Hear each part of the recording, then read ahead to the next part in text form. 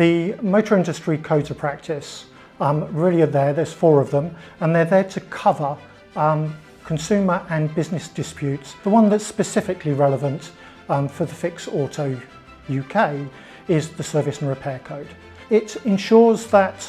the high quality that Fix Auto currently adhere to continues to be met, but also ensures that there are other areas that we cover within the code, such as honest and transparent pricing,